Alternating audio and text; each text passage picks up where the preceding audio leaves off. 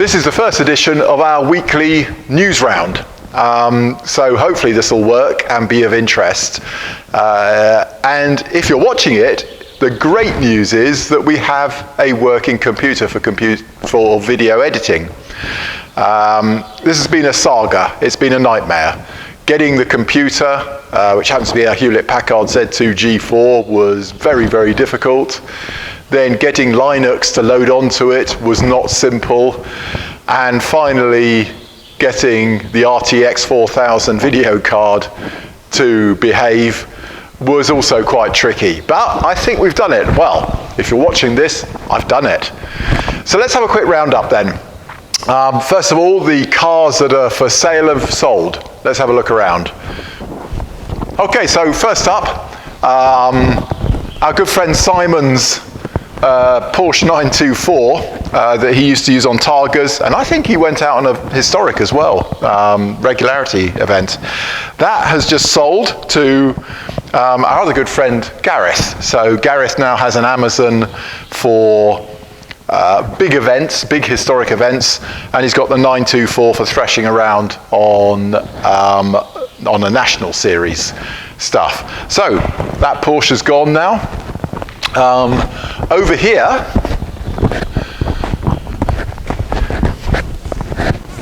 is the 444 that we put together from a box of bits a couple of years ago.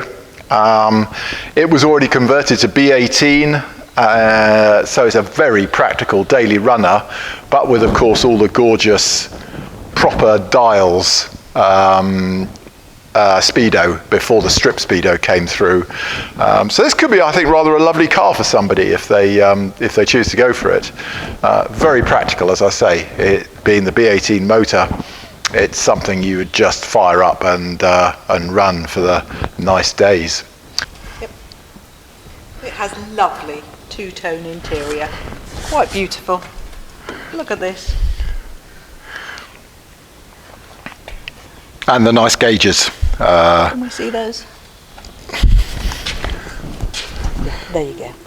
Temperature, fuel, oil pressure, and what's the other one then? Can't remember now. Blue gauges, like the P1800 had. So much earlier. Lovely car.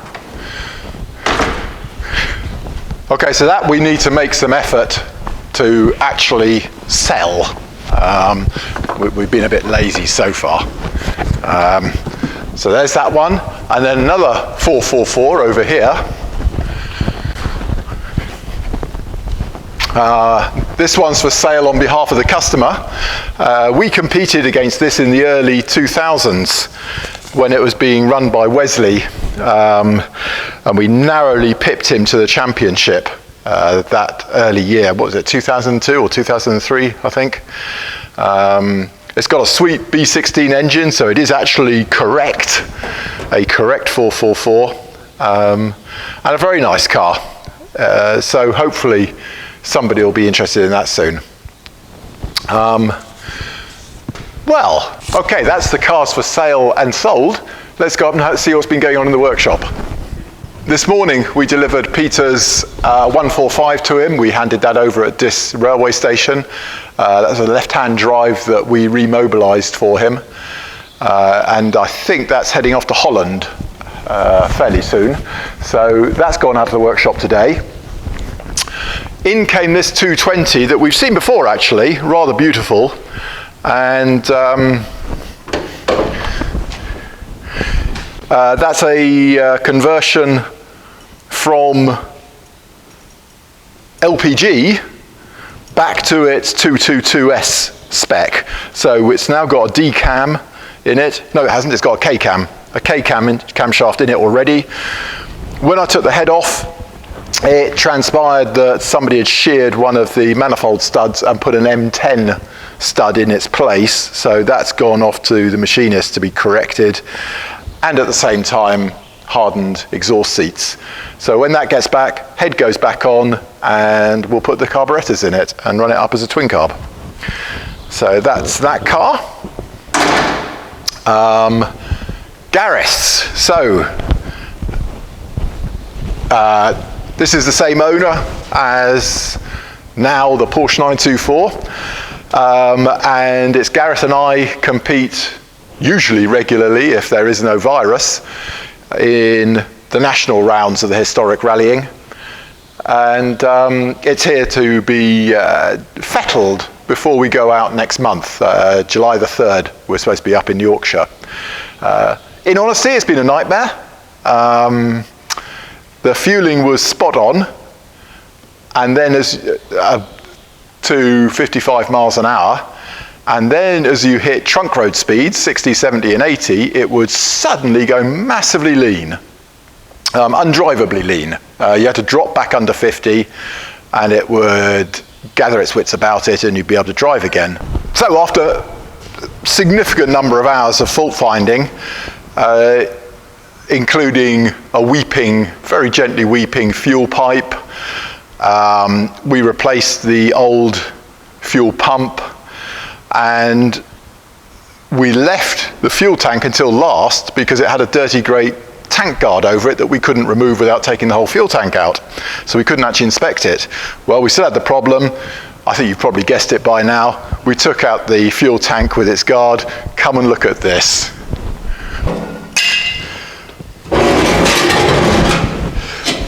There is the leading edge of it. There's the pickup pipe, so that's been completely stuffed in that area, which will have bent the pickup pipe in some direction, and I'm willing to guess that it bent it. Oh, and this is where the pickup pipe comes to. It goes like that. That's been stuffed up. So I'm willing to bet that if we cut this panel out here, and I shall probably do that, we will see that the pickup pipe is rammed onto the bottom of the fuel tank, and therefore we couldn't suck enough fuel through, as it just as the trickle just wasn't sufficient to supply the carburetors. So there we go. That's it. As of today, that now hasn't got this lean problem.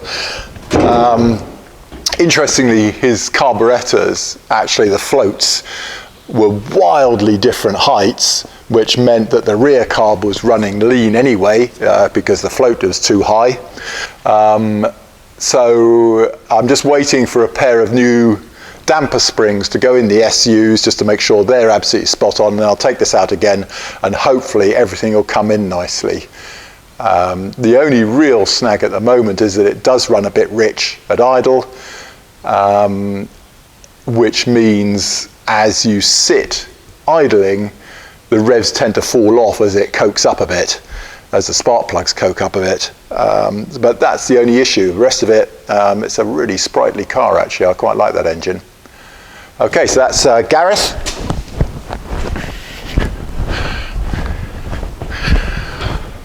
And as for our own cars, Amy's 142 has gone to Brian. Somehow, over the years, it lost 2 of its jacking points. I suspect possibly when the welded-in roll cage was fitted, they got deleted somehow. And one is just severely trashed. So I'm just getting Brian to weld in 3 new jacking points around the 142, which meant that we collected Emma's PV back from Brian, and I just need to re-rig all the fittings on this and make sure the electrics do something sensible, which they don't always when they come back from body shops. That's it. That is the week in view at Amazon Cars. I hope you've enjoyed that. We'll talk to you next week. Just in case you're interested, the boys are all fit and healthy. Here's Deke, who enjoyed his holiday down in Devon and huge amounts of walking. He's looking like a good weight actually. He's nice and pleasingly chunky without being fat. And Zippy, well, to be honest, Zippy's still a bit skinny. We keep trying to put more food down him, but he's such an active dog. He just burns it off all the time. Don't you, Zips? Hey, you going to talk to me? No, you're not going to say anything, are you? Okie doke. So there we go. That's the dogs. They're both doing well.